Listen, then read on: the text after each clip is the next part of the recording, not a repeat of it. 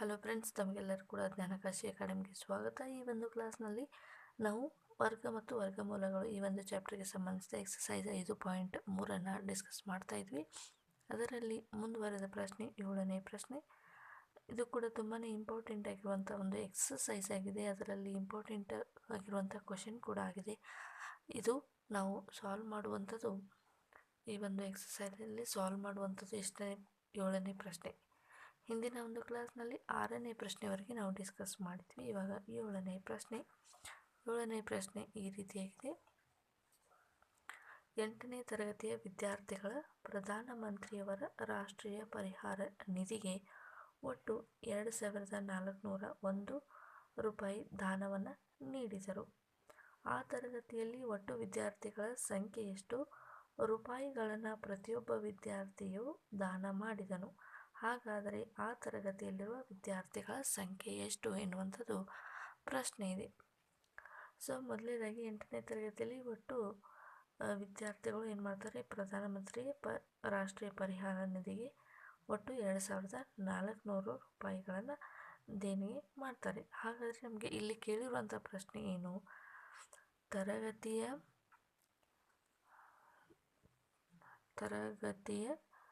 ವಿದ್ಯಾರ್ಥಿಗಳ ಸಂಖ್ಯೆಯನ್ನು ಕೇಳಿದ್ದಾರೆ. ತರಗತಿಯ ವಿದ್ಯಾರ್ಥಿಗಳ ಸಂಖ್ಯೆ ಏನಾಗಿರಲಿ?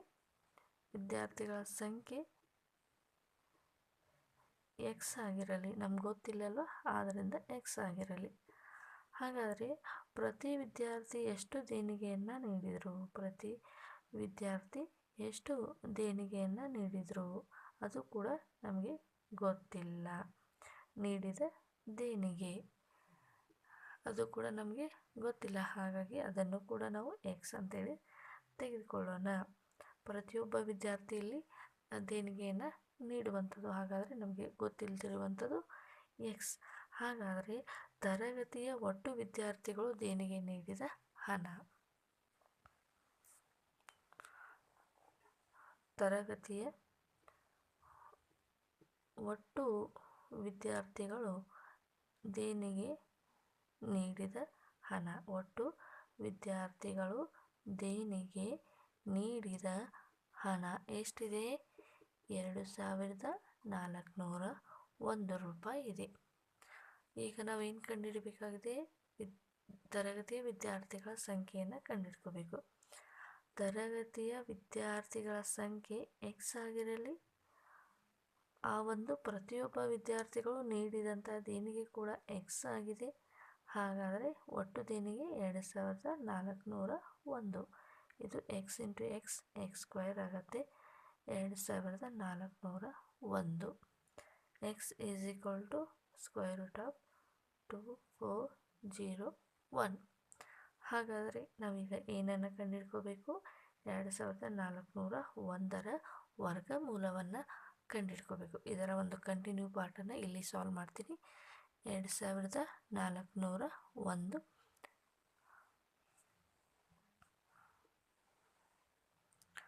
ಸೊ ಇವಾಗ ಇದನ್ನು ನಾವು ಇಲ್ಲಿ ಬಿಡಿ ಸ್ಥಾನದಲ್ಲಿ ಒಂದಿದೆ, ಇದು 2ರಿಂದ ಭಾಗ ಹೋಗುವುದಿಲ್ಲ. ಹಾಗಾಗಿ ಇದು ಯಾವ ಒಂದು ಸಂಖ್ಯೆಯಿಂದ ಭಾಗ ಹೋಗುತ್ತದೆ ಎನ್ನುವುದನ್ನು ನಾವಿಲ್ಲಿ ನೋಡೋಣ. ಸೊ ಇದು 7ರಿಂದ ಭಾಗ ಹೋಗುವಂಥದ್ದು. ಸೊ ಉಳಿದ ಸಂಖ್ಯೆಗಳಿಂದ ನೀವು ಚೆಕ್ ಮಾಡಿ ನೋಡ್ಬೋದು. 7 ಮೂರಲೆ 21, ಎಷ್ಟು ಉಳಿಯುತ್ತೆ? 3 ಉಳಿಯುತ್ತೆ. 7 ನಾಲ್ಕಲೆ 28, 3 ಅಂದರೆ 30 ಆಗುತ್ತೆ. ನಮಗೆ 7ರ ಒಂದು ಟೇಬಲಲ್ಲಿ 28 ಇದೆ. 7 ನಾಲ್ಕಲೆ 28. ನೆಕ್ಸ್ಟ್ 8 ಉಳಿಯುತ್ತೆ, 2 ಉಳಿಯುತ್ತೆ. 7 ಮೂರಲೆ 21. ಅಗೇನ್ 7ರಿಂದ ಭಾಗ ಹೋಗುವಂಥದ್ದು. 7 ನಾಲ್ಕಲೆ 28, 6 ಉಳಿಯುತ್ತೆ.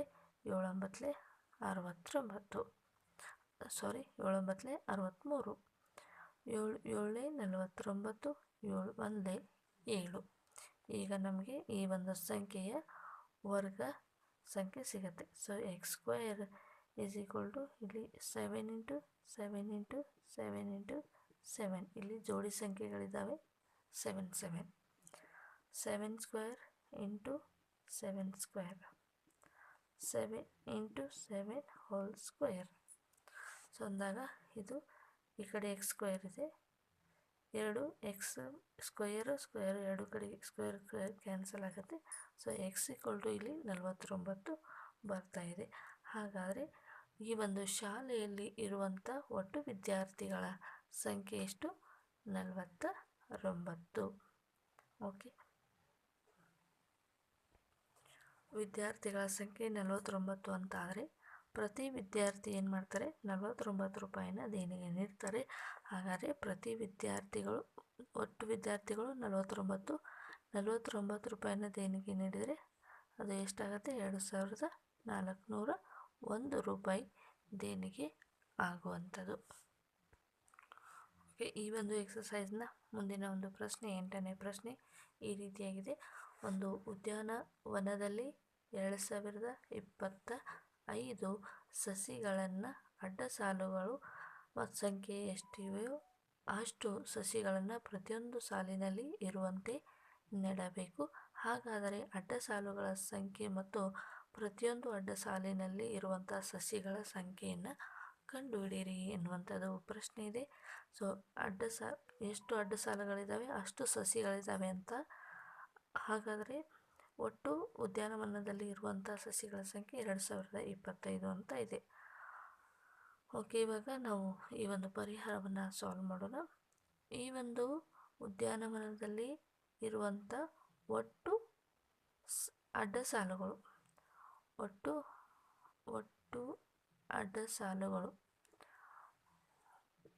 ಒಟ್ಟು ಅಡ್ಡ ಸಾಲುಗಳ ಸಂಖ್ಯೆ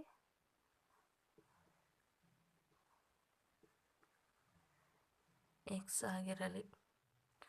ಹಾಗಾದರೆ ಈ ಗಾರ್ಡನ್ನಲ್ಲಿ ಅಥವಾ ಈ ಉದ್ಯಾನವನದಲ್ಲಿ ಸಸಿಗಳ ಸಂಖ್ಯೆ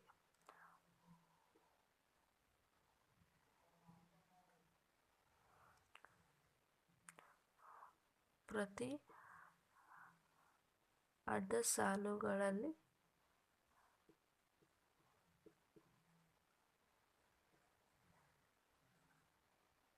ಸಸಿಗಳ ಸಂಖ್ಯೆ ಕೂಡ ಏನಾಗಿರಲಿ? ಎಕ್ಸ್ ಆಗಿರಲಿ. ಎಷ್ಟು ಅಡ್ಡ ಸಾಲುತ್ತವೆ? ಎಷ್ಟು ಅಡ್ಡ ಸಾಲುಗಳು? ಈಗ ಒಂದು ಉದ್ಯಾನವನ ಈ ರೀತಿಯಾಗಿದೆ ಅಂದ್ಕೊಳ್ಳಿ. ಎಷ್ಟು ಅಡ್ಡ ಸಾಲುಗಳಿದ್ದಾವೆ, ಎಷ್ಟು ಅಡ್ಡ ಸಾಲುಗಳಿದ್ದಾವೆ ಅಷ್ಟು ಸಸಿಗಳು ಒಂದು ಸಾಲಿನಲ್ಲಿ ಇದ್ದಾವೆ ಅಂತ ಪ್ರಶ್ನೆಯಲ್ಲಿದೆ. ಹಾಗಾದರೆ ಅಡ್ಡ ಸಾಲುಗಳ ಸಂಖ್ಯೆ ಎಕ್ಸ್ ಅಂತ ನಾವು ತೆಗೆದುಕೊಳ್ಳೋಣ.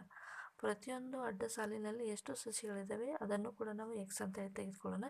ಈ ಒಂದು ಉದ್ಯಾನವನದಲ್ಲಿ ಎಷ್ಟು ಸಸಿಗಳಿದ್ದಾವೆ ಅದನ್ನು ಮಾತ್ರ ಕೊಟ್ಟಿದ್ದಾರೆ. ಹಾಗಾಗಿ ಇಲ್ಲಿ ಉದ್ಯಾನವನದಲ್ಲಿ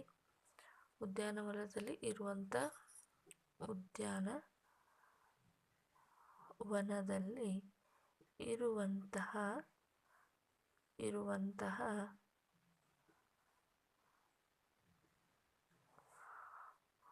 ಒಟ್ಟು ಗಿಡಗಳು, ಒಟ್ಟು ಸಸಿಗಳು ಅಂತ ಅನ್ಬೋದು, ಒಟ್ಟು ಗಿಡಗಳು.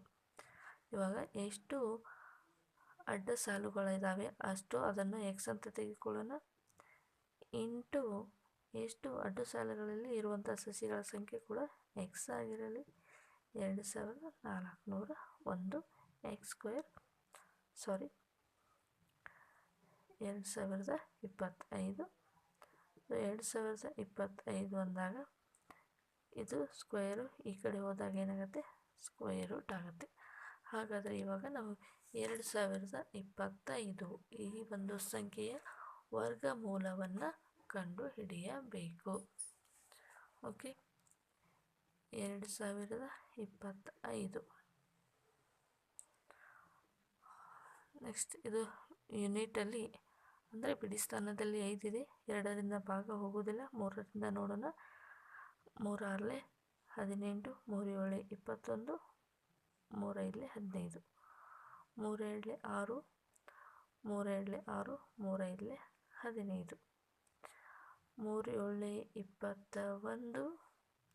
3 7 21, 3 5 15, 3 2 6, 3 5 15, 5 5 25, 5 1 5. ಸೊ ಇವಾಗ ನೋಡೋಣ, ಪ್ರತಿಯೊಂದು ಗ್ರೂಪನ್ನು ಮಾಡೋಣ. 3ರ ಗುಂಪು ಒಂದಿದೆ, 3ರ ಗುಂಪು 5ರ ಗುಂಪು ಆದಾಗ 3ರ ವರ್ಗ 3ರ ವರ್ಗ 5ರ ವರ್ಗ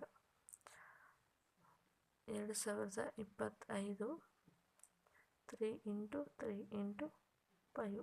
ಇವು ಸ್ಕ್ವೇರ್ ರೂಟ್ ಇರುವಂಥದ್ದನ್ನು ನೇರವಾಗಿ ಸ್ಕ್ವೇರ್ ಇರುವಂಥದ್ದನ್ನು ನೇರವಾಗಿ ಸ್ಕ್ವೇರ್ ರೂಟಾಗಿ ತೆಗೆದುಕೊಂಡಿದ್ದೀನಿ. 3 3 9 9 45. ಈ ಒಂದು ಉದ್ಯಾನವನದಲ್ಲಿ ಒಟ್ಟು ಅಡ್ಡ ಸಾಲುಗಳ ಸಂಖ್ಯೆ 45.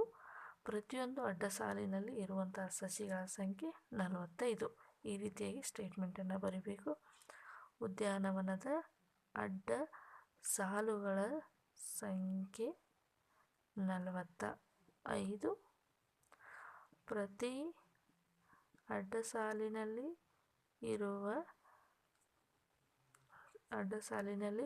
ಇರುವ ಸಸಿಗಳ ಸಂಖ್ಯೆ 45.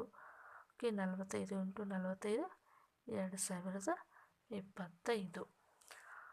ಓಕೆ, ಈ ರೀತಿಯಾಗಿ ನಾವು 8ನೇ ಪ್ರಶ್ನೆ ಪರಿಹಾರವನ್ನು ನೋಡಿದ್ವಿ. ಮುಂದಿನ ಒಂದು ಕ್ಲಾಸ್ನಲ್ಲಿ ಉಳಿದ ಪ್ರಶ್ನೆಗಳನ್ನು ಡಿಸ್ಕಸ್ ಮಾಡೋಣ. ಅಲ್ಲಿವರೆಗೂ ನಮ್ಮ ಚಾನಲ್ ವೀಕ್ಷಣೆ ಮಾಡ್ತಾಯಿರಿ. Thank you so much.